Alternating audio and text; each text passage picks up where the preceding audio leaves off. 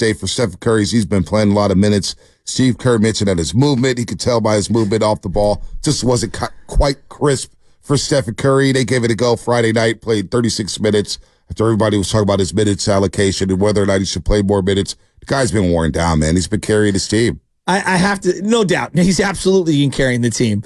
But I love the maintenance day. We went from load management to maintenance day as like the descriptor. Now it's genius. Like I wish I had people writing scripts for me. Like, Joe needs a maintenance day. It's just incredible. He's logged a ton of minutes. You want ramp up?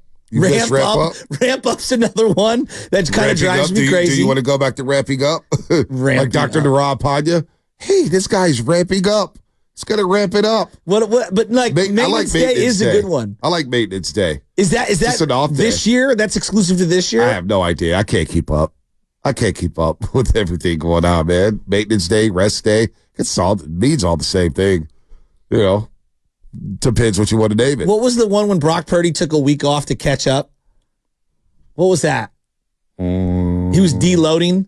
Catch-up week? Oh, remember yeah, he was deloading? They did. And Lombardi was trying to tell us, like, oh, it's just insane. Deloading is what they were calling it. I don't know. I get a kick out of some of these descriptors. But Curry has been unbelievable in terms of carrying the team this year. How many games has he played? 65, 70? Curry's played 71 games. 71 games? So most games he's played in the regular season since 2016-17 when he was 28 years old. That's almost a decade. Wow. Most games Steph Curry's played in the regular season since 2016-17. Wow. When he was 28 years old. Wow. So. I think that is something that, gives me pause. You were asking about, if Draymond doesn't miss this many games and some things bounce their way, maybe they're in the 6th seed. Can you bank on Steph being available for 70-plus games next year? Well, that next year's next year. If you manage it right, I don't know. I mean, I don't want to get into next year. I know. He's going to be a lot older. He's going to be a lot older, no doubt about that. But the fact that he's played 71 regular season games, and you see the efficiency start to go down since the All-Star break, as I mentioned here, 888-957-9570, Dub Nation. I want you to get in on the conversation. But Steph Curry, since the All-Star break, shooting just 36% from three. Now, we say only 36%. There's a lot of NBA players that would take that. Steph's a 50-40-90 guy. I mean, seriously, it's since the All-Star break, 41% from the floor, 36% from three, 22, 5, and 4. Now, those are still All-Star numbers. Those are not Steph numbers. Well, I'll tell you, but when you look at his, basketball reference page, he's approached Barry Bonds, Jerry Rice categories where it's like, the years are absurd. The statistics are absurd. So to your point, his down year is somebody else's all-star year. Absolutely.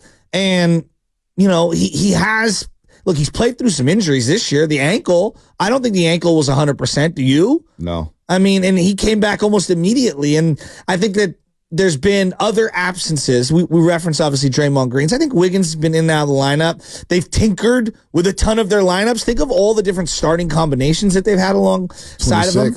26 different starting lineups. So I'm not surprised that some of his numbers are down a little. No. And I think it's also natural. When you start to hit his age and, the shots aren't as easy to get. And when you're kind of playing around with lineups and you're not playing with another number one type of a scorer, you're going to get more of the defense's focus. And so, no, I'm not surprised per se. But it's still absurd to just look at the game logs and look at the numbers that he's putting up at this age. Well, he's put up some monster numbers. He's been putting up some monster numbers. And look, those are still solid numbers. But those are not Steph-like numbers, which is crazy.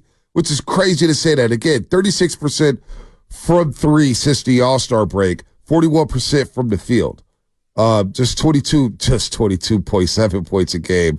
I can't believe I'm saying that because he's still a dynamic player, and it doesn't account for the gravity and all the open shots he creates for others, whether it's TJD rolling to the basket, whether it's Kuminga rolling to the basket, whether it's Andrew Wiggins or Draymond Green rolling to the basket. His presence on the floor still affects the basketball game in a major, major way. But he definitely needed a maintenance day. I like that, maintenance day. What is my next maintenance day at 95.7 a game? It's been a while since I took a day off. Vontae Hill out on assignment, maintenance day. Well, that's what the Giants do with Flib or Miller on assignment. Or Crook on assignment. What is that? I don't even know what that means. On assignment to not do a damn thing. That's what that means. Well, this week it'll be for the Masters for Dave. He'll be on assignment in Augusta. He will. He'll be calling us from Augusta. I'll be playing it. Don't worry. Now, Steph Curry. Are you ready? So Magnolia Lane? No, not really. Pre-All-Star break. Tiger's out there right now. Pre-All-Star, yeah. He's got nothing else to do. It's called golf catnip. Watch all the golf accounts go crazy. He said Tiger. He said he stayed away from women. He's got the chastity belt on. Yeah, chastity belt. Steph We Curry. don't believe you.